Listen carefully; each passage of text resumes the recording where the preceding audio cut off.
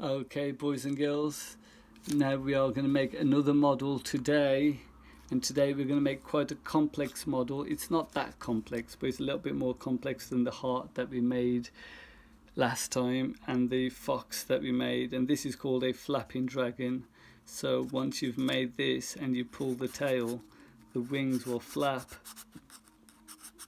and you will have a bird that flaps and flies. It's not that difficult to do. It takes some attempts to learn the folds, but it's not that complicated. It's not like a really advanced model or anything like this. So let's have a go. I'll get some plain paper, and this time I think I will use a blue. Okay, so and you can order these off eBay. I will do a separate video on how to make your own square paper. If you don't have square paper at home, I'll make a separate video on how to make square paper. It's quite easy to do. When I was growing up, there was no eBay, there was no way of ordering origami paper, so we used to just rip pages out of an old catalogue and make square paper out of it and make origami stuff from there. Okay, so you start off with a square piece of paper like this, and the first thing you do is you fold it in half. So I'm going to fold this corner to there and this corner to there. And remember, we got three hands, so this is our right hand, this is our left hand, and the table is our third hand. So remember, the more you use the table and keep the paper on the table, the better your folds will be. So don't try and make your folds up here and hold it up and then try and do this business. You know, you'll just have problems and it's more difficult. So if you use the table, it's always a lot easier. I've been doing this for a long time and I still always use the table because it just helps the process a lot and make sure that it comes out perfect every time. So then what I did was I folded it, I come out into the middle, and once you get to the middle you go up this way, then down this way, then you end up with a perfect level fold. And with this one I should also say, don't go over the folds way too many times. Like you notice, I just went over it once and then twice, and then that was it. I wouldn't start using your nail and really folding it, not for the flapping dragon. For the other ones you can, but if you overdo the folds if you over fold and make the folds way too tight and too perfect on the flapping dragon, then it might not flap, it will end up ripping, because we don't want the folds to be that well creased. So we've matched up this corner to that corner, we've folded it in half, we come out to the middle. Once we're in the middle, we go up this direction, then we come down in this direction. And now we're going to do two diagonals. We're going to fold this corner to that corner. Once we've done that, we're going to do this corner to that corner. So first we'll do this corner to this corner like this. Once I've got that level, I'll come out into the middle there. I'll go out this way, then I'll come in this way. And that's it. I just went over it once, didn't I? I just went over it that way, once this way, and that's it.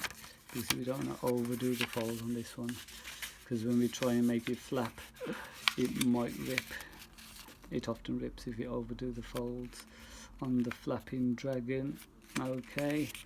So it's also called a flapping crane, so you can also find this one on YouTube as the flapping crane spelled C-R-A-N-E. So then we've come down to middle here, we'll go out this way, come down this way, and then when you open it up you will have four folds. You'll have 1, 2, 3, 4, so one horizontal, one vertical, and two diagonal.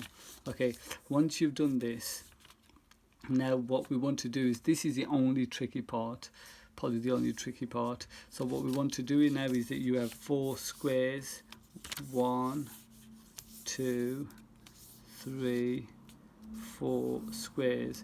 What we want to do is we want to keep one square on the table and we want to lift the rest of the paper up like this. So we're going to keep this square on the table, and all you do is put one thumb into each half of the square, and then use your index fingers to lift up the paper like this.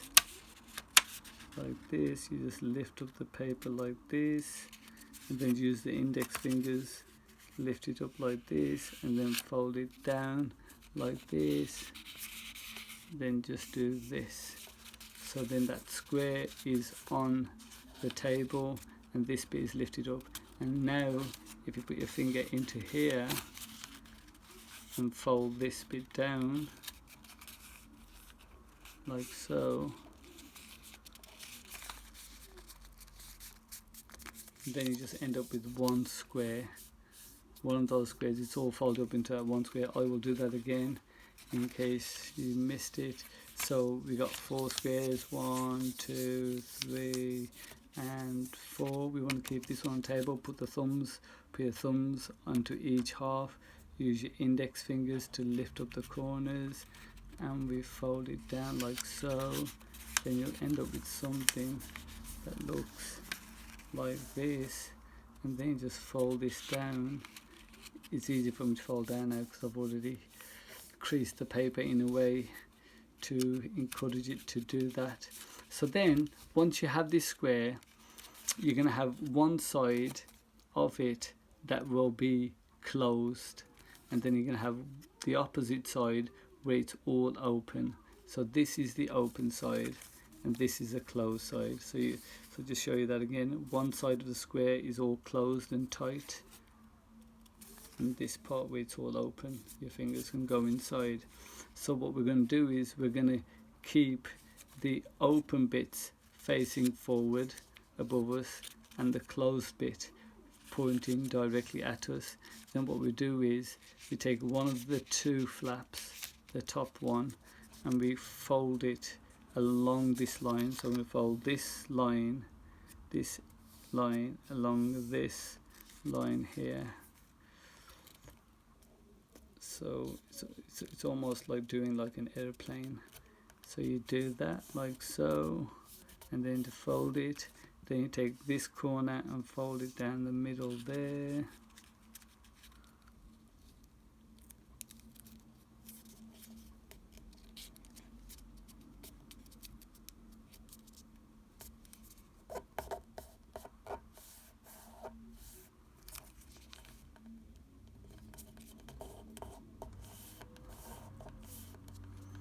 And then you end up with something that looks like that. Then what you do is you do the same thing on the other side. So we're just going to simply just turn it over like this and do the same thing.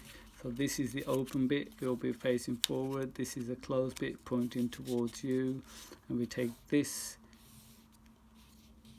line here and we fold it down this middle line here like we did to the other side, like making a aeroplane. So we fold it there like this, then we get this side and we fold it down, fold it like this, and then you end up with something that looks like this. Okay, so now I will turn it back around like this, and now it will either look like a kite. It does, it looks like a kite. Some children have described it as an ice cream cone, and they get tempted to eat it. Don't get tempted to lick it, it's just paper. Okay, so then what you do is you get this edge now where it was closed, and we're going to fold it down to this line here where these 2 are, and it will turn into like a triangle. So there we go, we fold it down, and all we're doing this is to just put a crease, put this crease in because we'll need this crease. So then what we do is we open it back up, and then we turn it over like this, and then we do the same on the other side, because all we're doing is, and we're going to fold it down to this line here, because all we're doing is making that crease, because we need that crease for the next bit. Okay, so we fold it along this side, and then we open it back up into the kite again. Okay, once you've done the kite, this is the only tricky bit. It's not that tricky. If you just watch closely, it will be fine. So what we do is we open up this flap here and this side here. So we open these two up here, and then we open up, then we pull this piece of paper, just the top one. There's a few layers, but we just want a single piece of paper.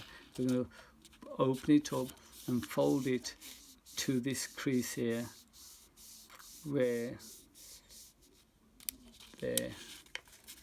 So we're going to fold it down to there. I'll lift it up off the table so I can show you what I'm doing. And you do that.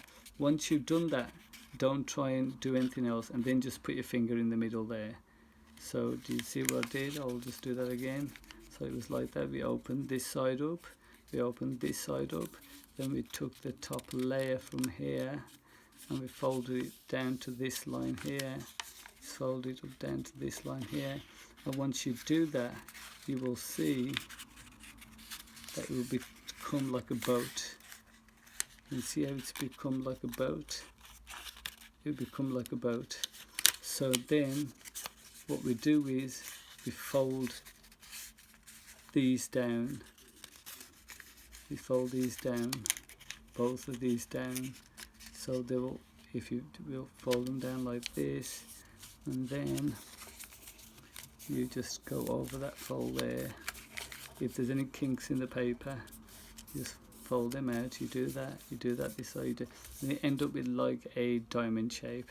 And then we turn it over to the other side, and we do the same to the other side. So you open up this side here, open up this side here, and then we open up this single sheet, just one sheet here, just one single sheet, and we're going to fold it down to this line again here. So then if you fold it, I'll lift it up so you can see what I'm doing. Fold it up down to that line there, and once you do that, it will start turning into a boat again. And once it starts turning into a boat, just go along with the kind of boat shape, but fold it all the way down. So go over this fold like this.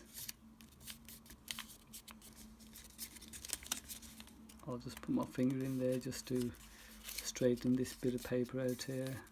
Straighten out the paper there. Then we fold that down, and then this side we'll do the same to that side. We'll just fold it down, and that's all the hard work done now.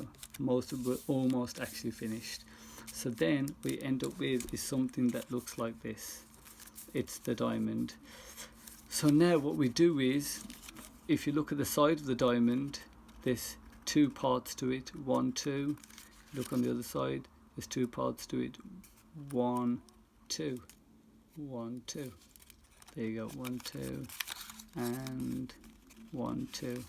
And then what we do is we pull up one off the sides from the right side, then we pull up one from this side and we put them together, and then we fold these two together.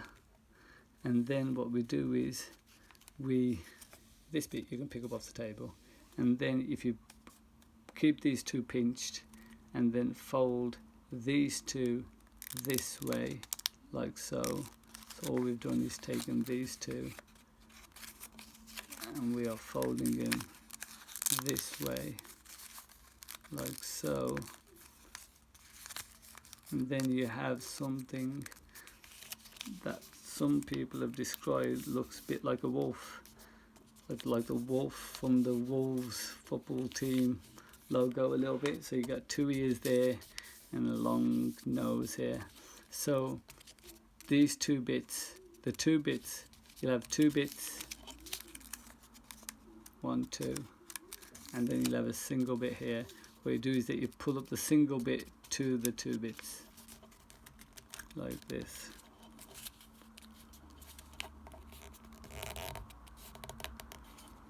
And then you flap it over like this, and then yeah. So what we've done is, so wait, let me just, I don't think I explained that properly. So here you got the two bits and the one bit. You fold one of these up, not pull both, and we don't pull both of them up like this. No, we just take one of them and we fold it up towards the 2 bits. That's what we'll call them. We'll call them 2 bits. And then you turn this one over and you fold this one up to those 2 bits again, and then you end up with the triangle again. Now you're pretty much done. Okay, now this bit you'll lift up off the table. So now you're going to end up with this one bit here. The 2 bits are now in the middle, and this one triangular bit here. So a triangular bit here, these 2 bits here, and a triangular bit here. So what we do is we take one of the 2 bits and we just pull it out a little bit down to about here, and not holding this bit tight, holding the origami model quite loose in your fingers, and we will pull it out about that much.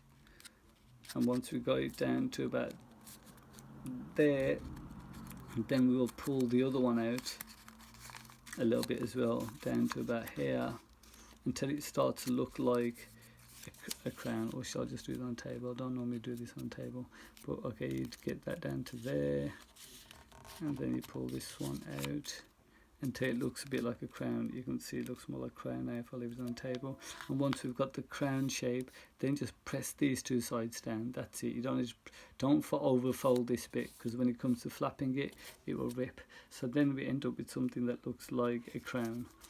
I'll flip it over because I like this side better for the head.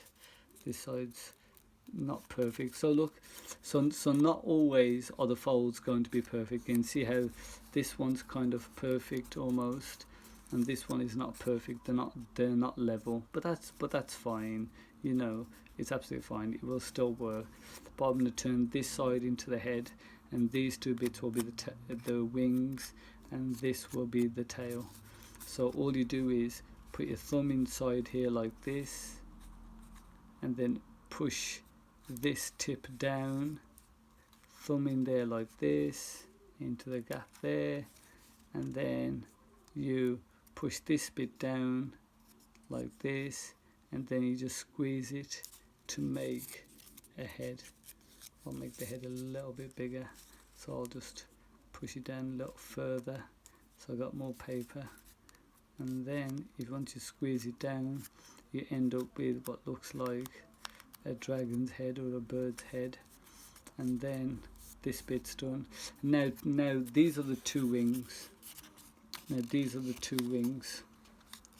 So if you just push these 2 down, you end up with wings. But if you take your nail from your right thumb and you put it on the inside of the wing and scratch it like this, it will curl it.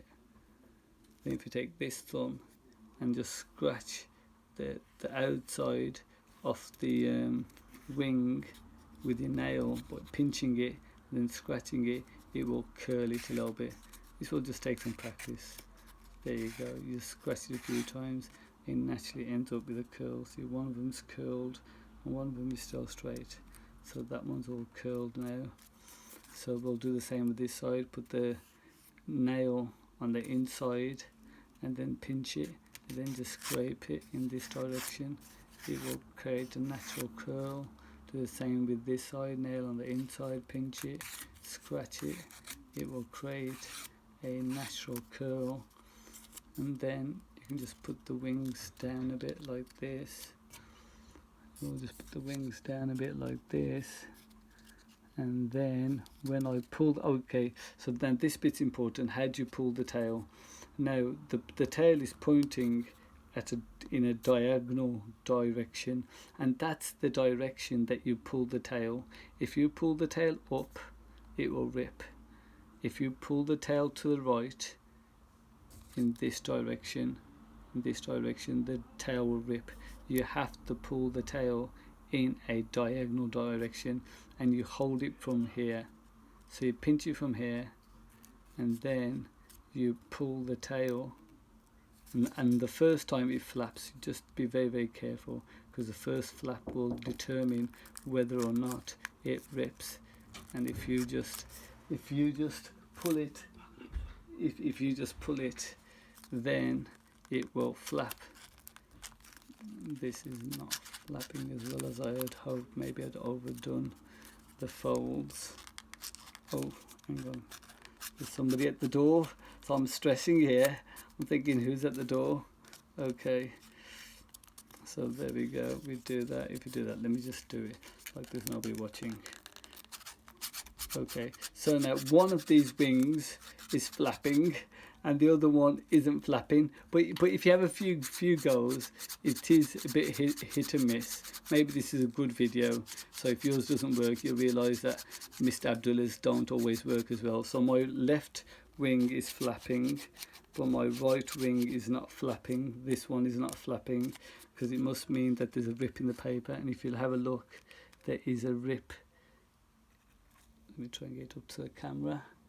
There is a rip in the paper, because maybe I did the folds a bit too well, and you don't want to do the folds too well with the flapping dragon. But if you do it properly, then you will end up with something like this. Here's what I made earlier. If I'd only done this in blue, nobody would have noticed. I've got to pretend to have dropped it and then picked up the other one and said, look, it's suddenly working. Anyway, that's what you do. And then you pull it and both the wings flap, and then you end up with a flapping dragon. Woo! It has a very nice effect. Okay, thank you very much for watching, and have a go. Origami is all about making mistakes and fixing your mistakes, so have fun with it, look after yourselves and each other, and we all hope to see you soon. Okay, thank you very much. Bye.